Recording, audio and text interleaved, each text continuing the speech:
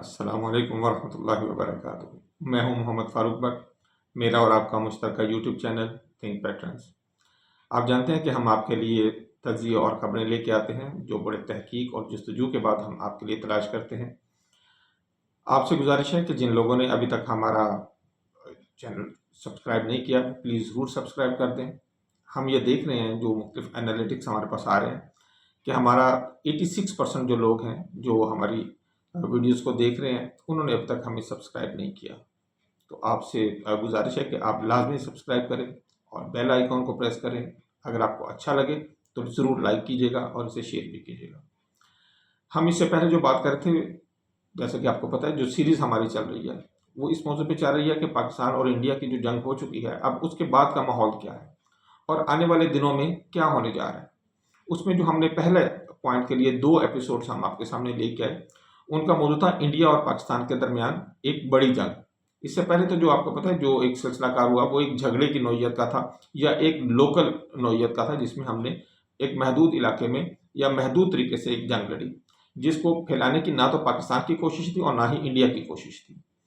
لیکن اب آنے والے دور میں جو ہمیں چیز محسوس ہو رہی ہے وہ یہ ہے کہ اب آنے والے دور میں لگ یوں رہا ہے کہ جیسے ایک بڑی ہم جنگ کی طرف جا رہے ہیں جس کا پھیلاؤ ہمارے اندازے سے زیادہ ہو سکتا ہے۔ جیسے میں نے آپ کو پہلے بتایا کہ ہماری 2 ایپیسوڈ ہو چکی ہیں، آج ہماری تیسری انشاءاللہ ایپیسوڈ ہوگی اور ہو سکتا ہے کہ آج ہم اپنی چوتھی ایپیسوڈ بھی ریلیز کریں۔ اس ایپیسوڈ میں ہم بات کریں گے کہ جو ابھی جو ہمیں چانس لگ رہا ہے جنگ کا، مطلب how the next hot war will be played out، کیا یہ جو نئی ہماری ہوگی جنگ یہ کس طرح پلے ہوگی، یہ کس طرح ہوگی، اس کا طریقہ کار کیا ہوگا، پاکستان کیا طریقہ کار اختیار کرے گا، کس طرح اس جنگ میں شامل ہوگا، اور انڈیا جو ہے وہ اپنے حوالے سے کیا تیاریاں کر کے بیٹھا ہے اور وہ کس طرح اس جنگ کا حصہ بنے گا۔ تو ہم آج اپنا سٹارٹ کرتے ہیں۔ ہم اپنے ٹاپک پہ جانے سے پہلے جو سب سے پہلے ہم آپ کے ساتھ ایک چیز شیئر کریں گے وہ اس طرح کے ایک انٹرویو ہوا ہے جس میں ارنب گوسوامی، جو آپ کو پتہ ہے کہ یہ بہت ہی بد زبان اور بڑا ہی بدتمیز قسم کا ایک اینکر ہے، اور انڈیا میں اس کو سنا بھی اس لیے جاتا ہے کہ یہ بہت بدتمیزی کرتا ہے، اور پھر اس کے ساتھ اس سے بڑا بدتمیز جنرل بخشی، وہ بھی جو ہے وہ اب اتنی بڑی عمر ہے اس کی اور بندہ اسے کیا کہے، لیکن مسئلہ یہ ہے کہ وہ جنرل ہے اور اگر انڈیا کی فوج میں اس طرح کے جنرل رہے ہیں تو پھر اللہ ہی حافظ ہے، ہم کیا کہہ سکتے ہیں۔ بہرحال وہ دونوں موجود تھے اور ان کی موجودگی میں چائنا کے بہت ہی سینئر اینالسٹ ڈاکٹر وکٹر گاؤ، انہوں نے اپنا انٹرویو دیا اور انہوں نے تقریباً آپ جسے کہہ سکتے ہیں کہ منہ بند کروا کے رکھ دیا۔ جنرل بخشی کے تو انہوں نے خیر ٹھیک ٹھاک سنائی ہیں، اور ارنب گوسوامی بھی جو ہے وہ چپ کر کے اسے سنتا رہا اور وہ آگے سے بولا نہیں ہے، اور اب اس کے کچھ کلپ تو دکھائے جا رہے ہیں لیکن جو اصل اگر ہم پورا انٹرویو دیکھیں تو اس نے ان دونوں کی بولتی بند کرا کے رکھ دی ہے۔ اس میں جو ہمارے متعلق بات ہے، جو آنے والے مستقبل کی جنگ کے بارے میں جو بات ہے، وہ بہت ہی واضح انداز میں چائنا کے اس ڈاکٹر وکٹر گاؤ نے وہ کہی ہے۔ اس میں جو پہلا پوائنٹ ہے کہ پاکستان اور چائنا بہت پرانے فرینڈ ہیں، یہ جو آج کی بات نہیں ہے، یہ دہائیوں کی بات ہے۔ اور دوسری بات انہوں نے کہی کہ پاکستان اور چائنا جو ہے یہ دونوں جو ایڈوانسمنٹ جتنی بھی ہو رہی ہے اس ایڈوانسمنٹ کا یہ دونوں حصہ ہیں اور دونوں ہی اس کا فائدہ اٹھا رہے ہیں، اور ایسا نہیں ہے کہ یہ اب سے، اور یہ بہت پرانا بہت دیر سے اس طرح کا کام سلسلہ کاری چل رہا ہے کہ یہ دونوں مل کر ہاتھوں میں ہاتھ ڈال کے ترقی کے زینے طے کر رہے ہیں۔ اور پھر انہوں نے کہا کہ جنرل بخشی کو مخاطب کر کے کہا کہ آپ یہ نہ سمجھیں اور آپ اس طرح پریٹینڈ نہ کریں، یعنی کہ آپ اس طرح ہمیں یہ شو نہ کریں کہ آپ کو اب جا کے پتہ لگا کہ چائنا اور پاکستان جو ہے وہ ایک دوسرے کا تعاون کرتے ہیں۔ پاکستان اور چائنا تو شروع سے ہی ایک دوسرے کا تعاون کرتے ہیں اور چائنا ہمیشہ پاکستان کے ساتھ تعاون کرتا رہے گا۔ اور جہاں تک ٹیررزم کی بات ہے اور ٹیررزم کے خلاف جو بھارت کی بات ہے، تو انہوں نے کہا کہ یار بغیر ثبوت کے، بغیر کسی تفتیش کے، بغیر کسی تحقیق کے ایک ملک جو ہے وہ دوسرے ملک کی سوورنٹی کے اوپر حملہ کر دے اور اس ملک کے اوپر ہتھیاروں کے ساتھ حملہ کر دے اور پھر وہ کہے کہ جی میں تو ٹیررزم کے ساتھ کر رہا ہوں، تو ہم تو اس چیز کا بالکل ساتھ نہیں دیں گے۔ جب تک آپ تحقیق نہ کر لیں، جب تک آپ ثبوت نہ دے دیں، آپ کسی کے خلاف بات بھی نہیں کر سکتے چاہیے کہ آپ اس پہ حملہ کریں۔ مثلا یہاں پہ انہوں نے یہی بات کی کہ پاکستان کے اوپر جو آپ انڈیا نے حملہ کیا ہے یہ انتہائی غلط کام ہے، اور جو ہم نے نتیجہ نکالا ان کے انٹرویو کا اس کو ہم 2 لفظوں میں اگر بیان کریں تو وہ یہ ہے کہ چائنا جو ہے بہت زیادہ ناراض ہے انڈیا سے اور غصے میں ہے، کہ انڈیا نے جو پاکستان کے خلاف ایکشن لیا ہے، اور دوسرا انہوں نے یہ کہا کہ پاکستان کے خلاف اگر کوئی بھی جو لفظ استعمال کیا، کوئی بھی اگر کوئی جنگ کرے گا، اس کی سوورنٹی کے خلاف کو کام کرے گا، تو چائنا پاکستان کے ساتھ کھڑا ہوگا۔ اور یہ کوئی چھوٹی بات نہیں ہے۔ مثلا چائنا نے آج تک اس طرح کھل کے بات نہیں کی تھی، لیکن اب چائنا جو ہے وہ بالکل کھل کے اور بالکل سامنے آ کے یہ بات کر رہے ہیں۔ جب ہم بیک گراؤنڈ میں بات کر رہے ہیں تو بیک گراؤنڈ میں بات کرتے کرتے ہم آپ کو یہ بھی بتا دیں کہ جو ہم نے اس چیز سے جو ہم نتیجہ اخذ کیا ہے وہ یہی ہے کہ چائنا اس وقت انتہا درجے کا ناراض ہے، اسپیشلی مودی کے ساتھ، اور مودی کے ساتھ وہ بالکل بھی کسی حوالے سے بھی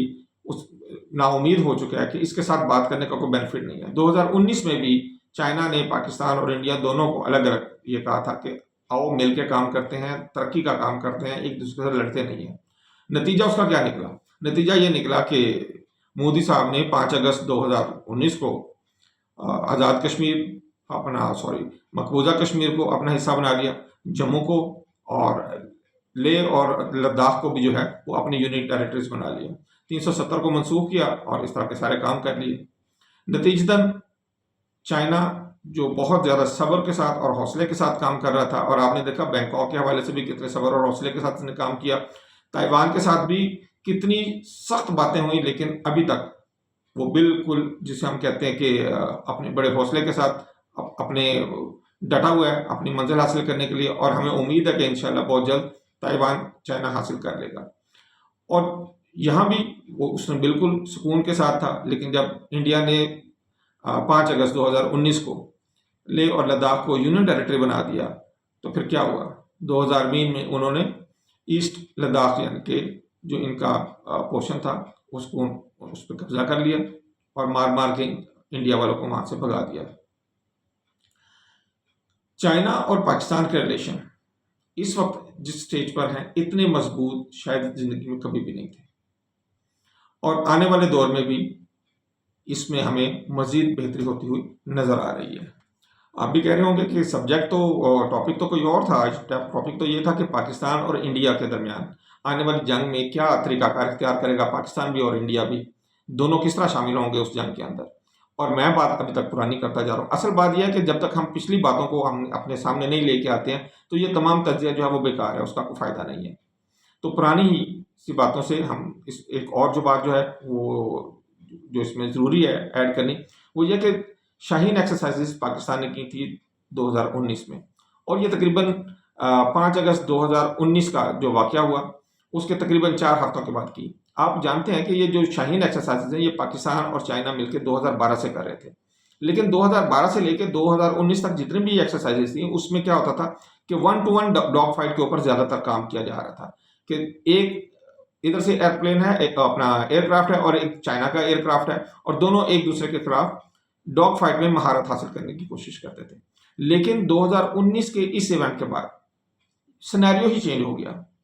اب کیا ہوا کہ چائنا اور پاکستان نے دونوں نے مل کے ملٹی ڈومین ایکسرسائز سٹارٹ کر دی۔ جیسا کہ آپ نے دیکھا کہ اس مرتبہ جو جنگ ہوئی ہے وہ ملٹی ڈومین جو ہے جو ہمارا آپریشن کیا گیا پاکستان ایئر فورس کی جانب سے، ملٹی ڈومین آپریشن کا پہلی دفعہ کسی نے بھی ذکر کیا تھا۔ لیکن یہ ملٹی ڈومین ایکسرسائز جو ہیں یہ پاکستان نے 2019 میں چائنا کے ساتھ جو پاکستان شاہین ایکسرسائز کرتا ہے، جو 8ویں ایکسرسائز تھی پاکستان اور چائنا کی، یہ اس کے اندر پاکستان نے یہ سٹارٹ کر دیا تھا۔ اور اس کے اندر نہ صرف یہ کہ پاکستان نے ڈاگ فائٹ کے حوالے تو جو کرنا ہی ہوتا، لیکن اس کے بعد پاکستان نے یہاں پہ اپنے دوسرے جو سسٹم ہیں ان کو بھی انٹیگریٹ کرنا شروع کر دیا، جس میں میزائل اور ایئر ڈیفنس سسٹم جو تھے پاکستان کے، اور اس کے ساتھ ساتھ الیکٹرانک وارفیئر سسٹم بھی جو ہے وہ اس میں ایڈ کر دیا گیا۔ 2019 کی یہ میں بات کر رہا ہوں۔ تو اس کا مطلب ہے کہ جو الیکٹرانک وارفیئر سسٹم کے اوپر پاکستان نے کام شروع کیا، اور جو پاکستان کا انڈیجنس پروگرام تھا اور جو پاکستان نے جو باہر سے امپورٹ کی ہوئے تھے مختلف اکوپمنٹ، ان تمام کی جو انٹیگریشن تھی آپس میں، اس کے اوپر جو کام جو شروع ہوا وہ 2019 میں زیادہ تیزی، پہلے بھی ہو رہا تھا لیکن 2019 میں اس کے اوپر ایکسرسائز کی گئی اور اس کو مزید توجہ دی گئی۔ اسی طرح پھر اس سے اگلے سال پاکستان کے اندر یہ ہوئی، یہ 2019 والی تو چائنا میں ہوئی تھی، لیکن 2020 میں کراچی میں 9ویں ایکسرسائز جو ہوئی ہیں، شاہین ایئر ایکسرسائز جو ہوئی ہیں، اس میں مزید اپ گریڈ کیا گیا اور کمپلیکس ایکسرسائز کی گئی۔ یہ بھی ملٹی ڈومین اپنا ایکسرسائزز تھیں. اس میں میزائل اور ایئر ڈیفینس سسٹم کو تو انٹیگریٹ کیا گیا، ساتھ میں جیسے میں نے پہلے بتایا کہ الیکٹرانک وارفیئر سسٹم کے اوپر بھی کام کیا گیا. لیکن یہاں پہ ایڈنگ کیا کی گئی، اس 2020 میں جو کمیونیکیشن کی جیمنگ تھی اس کے اوپر بہت زیادہ کام کیا گیا. یہ وہی کام ہے جو 2025 میں پاکستان نے عروج تک پہنچا دیا. یعنی کہ جیمنگ کا جو کام ہے اس کے اوپر ایکسرسائز چائنا کے ساتھ مل کے پاکستان نے 2020 میں شروع کر دی تھی. ابھی تو ہم نے جو سابقہ جو باتیں کی ہیں اس کی نظر میں اب ہم جو نئی صورتحال ہے اس کا جائزہ لیتے ہیں. پاکستان میں اس وقت فیلڈ مارشل حافظ سید عاصم منیر صاحب ہیں اور ان کے ساتھ ایئر مارشل ظہیر بابر سدھو صاحب ہیں.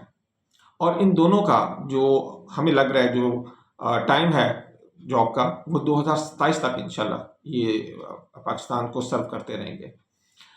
آپریشن سندور آپ کو پتہ ہے کہ مودی کا ایک بچہ کہہ لیں جو ہے، ویسے تو اس کا اپنا بچہ نہیں ہے، اس نے اسی طرح کے بچے سارے پالے ہوئے ہیں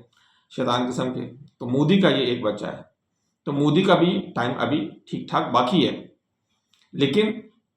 جب ہم جنگ میں یا جنگ کے نقطہ نظر سے ان دونوں فیکٹرز کو سامنے لے کے آتے ہیں تو ایک بات یاد رکھیں کہ پاکستان میں یہ 2027 تک کی جو بات کی گئی ہے، انڈیا کے لوگ اس کو سامنے رکھ کے یوں بات کر رہے ہیں کہ جیسے 2026 یا 2027 میں کیونکہ ان دونوں نے ریٹائر ہونا ہے تو اس سے پہلے یہ دونوں جنگ چھیڑنے کی کوشش کریں گے. لیکن ایسی کوئی بات نہیں ہے. پاکستان کی طرف سے جنگ چھیڑنے کا کوئی فی الحال ارادہ نہیں ہے. پاکستان بالکل بھی نہیں چاہتا کہ پاکستان اوفینسو میں جائے. پاکستان نے ہمیشہ ڈیفینس کی بات کی ہے اور ہمیشہ اس میں کامیابی بھی حاصل کی ہے. آن دی ادر ہینڈ مودی جو ہے آپ کو پتہ ہے کہ اس کو پرابلم کیا ہے. اس کے دو اس وقت بہت بڑے پرابلم ہو گئے اسے. ایک تو یہ کہ اس کے اوپر انٹرنل پریشر اس قدر زیادہ ہے کہ وہ سوچ بھی نہیں سکتا تھا کہ اس کے ساتھ اس قدر زیادہ برے حالات ہوں گے، کہ انٹرنلی بھی اس کے اوپر بہت زیادہ پریشر ہے اور آنے والے اس کے پاس الیکشن بھی ہیں آنے والے کچھ مہینوں میں جو اسے نظر آ رہا ہے کہ اگر وہ نہ جیتا تو اس کی حکومت بھی خطرے میں پڑ سکتی ہے. یہی وجہ ہے کہ وہ در در کے دھکے کھا رہا ہے اور در در پہ جا کے وہ بھیک مانگ رہا ہے ووٹ کی، اور اس ووٹ کی بھیک مانگنے کے لیے وہ اس نے پاکستان مخالف بیانیہ جو ہے وہ اس کو سامنے رکھا ہوا ہے. حیرانی کی بات یہ ہے کہ پاکستان کے اندر انڈیا مخالف بیانیہ کے اوپر کوئی بات نہیں ہوتی ہے، کسی کو کوئی غرض نہیں ہے انڈیا سے، لعنت بھی نہیں ہم بھیجتے ہیں انڈیا کے اوپر. لیکن دوسری طرف دیکھیں تو ہر وقت ان کی ہر بات کے اندر پاکستان جھلکتا ہے. اسے کہتے ہیں خوف، اسے کہتے ہیں فوبیا، اور اسے کہتے ہیں احساس کمتری، جو کہ انڈیا سے 1947 سے لے کے اب تک ان کی احساس کمتری جا ہی نہیں رہی ہے کہ پاکستان بن کیسے گیا، پاکستان چل کیسے گیا اور پاکستان نے ان کو کٹ کیسے لیا. بہرحال ہم اس سے آگے چلتے ہیں اور ہم وار کے متعلق بات کرتے ہیں. جیسے کہ ہم نے پہلے بات کی تھی کہ پاکستان اور چائنا دونوں آپس میں اس وقت بہت بڑے اتحادی ہیں، اور انڈیا کو یہ نظر آ رہا ہے کہ اس نے کسی وقت بھی کوئی بھی اگر غیر معقول کام کیا تو فوری طور پر پاکستان اور چائنا مل کے اس کو ماریں گے، اور مل کے جب ماریں گے اسے تو اسے اس چیز کا احساس ہو رہا ہے کہ میں اپنی قوت کو اس طرح بہتر کروں کہ میں پاکستان اور چائنا دونوں کے ساتھ ایک ہی ٹائم پہ لڑ سکوں.